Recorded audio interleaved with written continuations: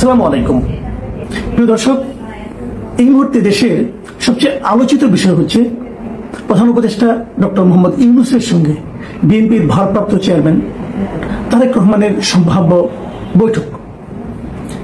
বৈঠকটা হবে ইংল্যান্ডে এবং ডক্টর ইউনূস এখন এরই মধ্যে লন্ডনে পৌঁছে গেছেন।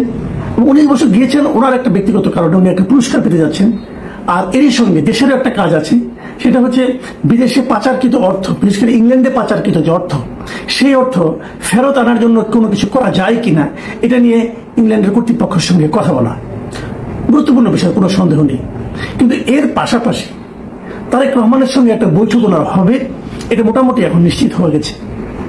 বলা বাহুল্য এই বৈঠকটা খুব ইন্টারেস্টিং এই কারণে যে আমার কাছে মনে হয়েছে যে এই বৈঠকটার উদ্যোগ নিয়েছেন ডক্টর ইউনূস নিজে, মানে ডক্টর ইউনূসই বৈঠকের প্রস্তাবটা দিয়েছেন এবং তারেক রহমান এবং বিএনপির পক্ষ থেকে সেই প্রস্তাবটা গ্রহণ করা হয়েছে। যতদূর জানা গেছে পর্যন্ত তারিখ মোটামুটি ঠিক, সেটা হলো 13 তারিখ তারা উনি যে হোটেলে থাকবেন অথবা কোনো একটা হোটেলে ওনারা এই আলোচনাটা করবেন। এই যে দ্বিপাক্ষিক আলোচনা, এই আলোচনাটা কিন্তু দেশের বর্তমান যে রাজনৈতিক অবস্থা, সে অবস্থায় আমার বিবেচনায় খুবই গুরুত্বপূর্ণ একটা আলোচনা। কারণ এই আলোচনাটা আরো আগে হতে পারত, কিন্তু তারপরে হচ্ছে, এটা অবশ্যই একটা ইতিবাচক দিক। কারণ দেশে যাই বলেন না কেন আপনারা, একটা তো পরিস্থিতি তৈরি হয়েছে দেশের শীর্ষ রাজনীতিবিদের সঙ্গে দেশের প্রধান উপদেষ্টার যে অন্তর্বর্তীকালীন সরকার আছে তার যে প্রধান উপদেষ্টা, তাদের আলোচনা হওয়াটাই কিন্তু আমি মনে করি স্বাস্থ্যকর একটা বিষয়।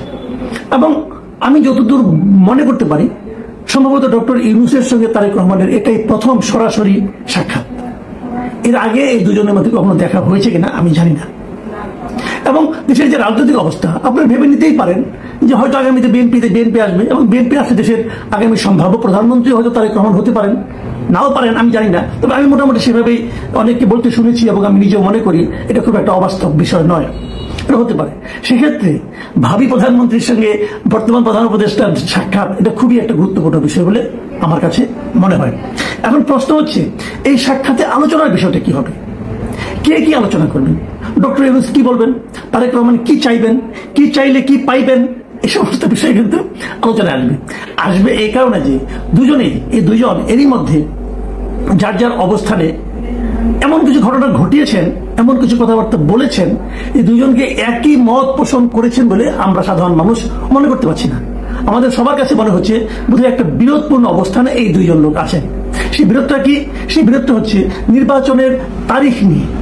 প্রধান উপদেষ্টা এরই মধ্যে 6 তারিখে উনি ঘোষণা করেছেন যে নির্বাচন হবে আগামী বছরের এপ্রিলের প্রথমার্ধের যে কোনো দিন। আর বিএনপির পক্ষ থেকে এবং তারেক রহমান নিজেও বলেছেন যে ডিসেম্বরের পর একদিনও নয়, ডিসেম্বরের আগেই নির্বাচন হতে হবে।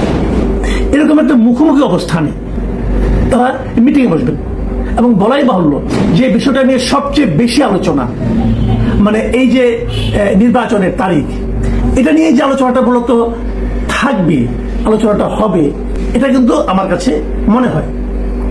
আচ্ছা আসুন আমরা একটু ভাবি কি হতে পারে। আলোচনা হলো, আলোচনার সমাধানটা কি হতে পারে, বিএনপি কি করবে।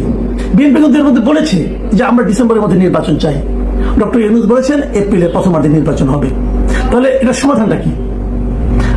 ডক্টর ইউনূস তারেক রহমানের সঙ্গে কথা বলার ইচ্ছা প্রকাশ করার মাধ্যমে এটুকু প্রমাণ করতে পেরেছেন যে উনি একটা আলোচনা চান। যদি আলোচনাই চান তাহলে কিন্তু একটা অবধারিত প্রশ্ন চলে আসে এইভাবে যে আপনি এই আলোচনাটা বিরোধ সৃষ্টির আগে কেন চাইলেন না? আপনি 6 তারিখে তারিখটা ঘোষণা করলেন, না করতেন, বলতেন যে আমি তারেক রহমানের সঙ্গে দেখা করব, দেখা করে এসে আমি তারিখটা ঘোষণা করি, কোনো প্রবলেম তো ছিল না, আলোচনা করে ঘোষণা করতেন।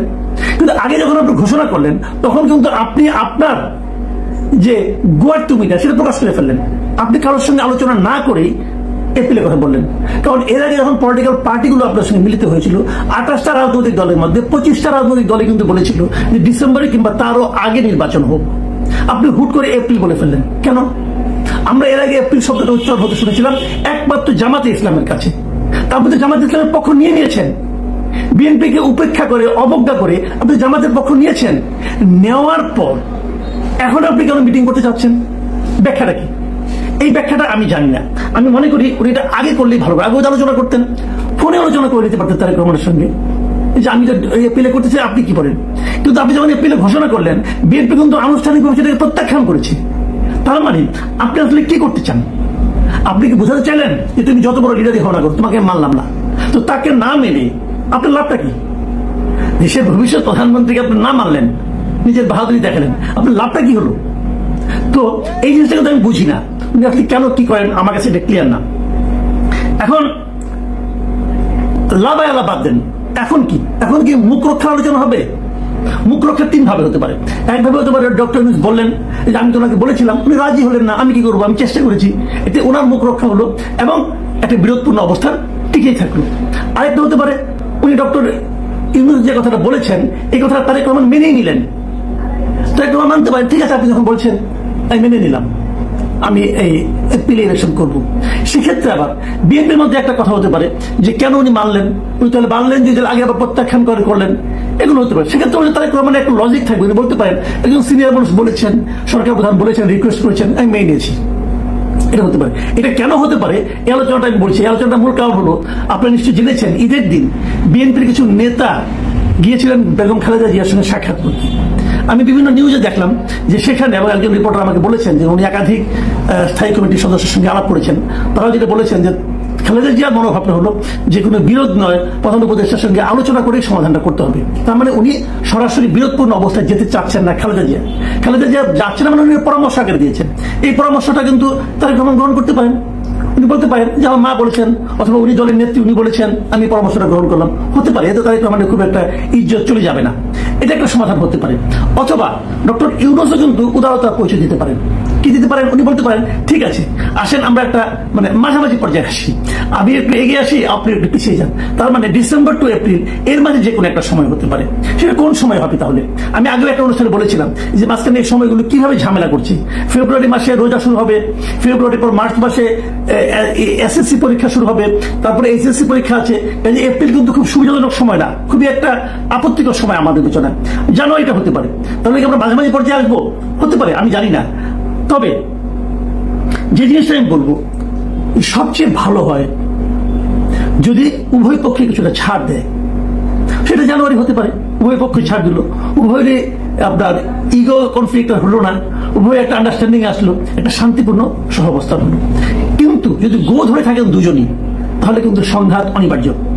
এবং এই সংঘাতের যে চাপ, এই সংঘাতের যে নেতিবাচক প্রতিক্রিয়া, সেটা জাতি হিসেবে আমাদের পক্ষে বহন করা কতটা সহজ হবে এটা নিয়ে কিন্তু আমার সন্দেহ আছে। আমি আগেই বলেছি এবং সবসময় যেটা বলি, আমরা সংঘাত চাই না, আমরা এমন একটা পরিস্থিতি চাই যেন শান্তিপূর্ণভাবে দেশের মানুষ ভোট দিতে পারে এবং তারা তাদের পছন্দের দেশ শাসক যারা শাসন করবে তাদেরকে নির্বাচন করে নিতে পারে। সেই পরিবেশটা সুন্দরভাবে করে দেওয়াই হচ্ছে এই অন্তর্বর্তীকালীন সরকারের প্রধান এবং একমাত্র কাজ। বাকি আলোচনা পরে হবে। প্রিয় দর্শক, আপনি